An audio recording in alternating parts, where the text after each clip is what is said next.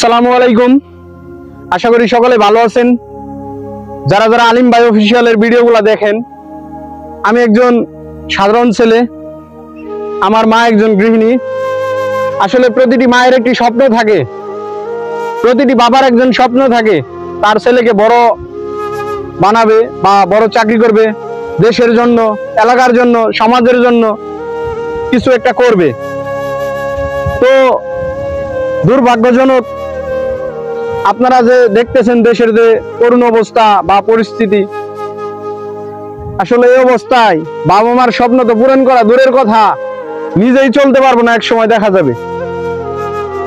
আসলে আমরা ছোটবেলায় পড়ছিলাম যে আমাকে একজন শিক্ষিত মা দিলে আমি দেশের জন্য কিছু করতে পারবো। আসলে শিক্ষিত মা পেয়েছি ঠিকই, কিন্তু আমরা দেশের জন্য কিছু করতে পারবো না। আসলে আপনারা হয়তো একটি ফলের নাম শুনছেন, মাক্কাল ফল।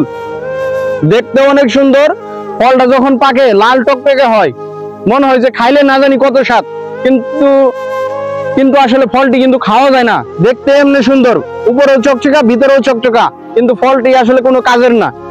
আসলে সমাজে কিছু লোক আছে, যে সব লোকের কারণে আজ আমরা অবহেলিত সমাজের কাছে এবং বঞ্চিত। আসলে যদি আমরা বড় হয়ে বাবা মাকে ইনকাম করে নাই খাওয়াইতে পারি, আমার টাকা পয়সা দিয়ে যদি বাপ মা নাই চলতে পারে, তাহলে আমি তাদের জন্য কি করব? তারা আমাকে জন্ম দিয়ে কি লাভ করেছে? এমন কিছু মানুষ আছে যাদের কারণে আজ আমরা সমাজে অবহেলিত, লজ্জিত ও বঞ্চিত। তাদেরকে আমরা নিন্দা জানাই, ধিক্কার জানাই।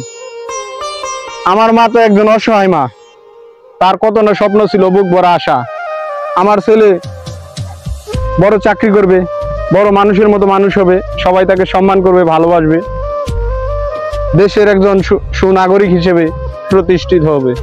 আমার মায়ের কত বুক ভরা আর্তনাদ ছিল, কিন্তু পারিনি আমি তাদের জন্য কিছু করতে।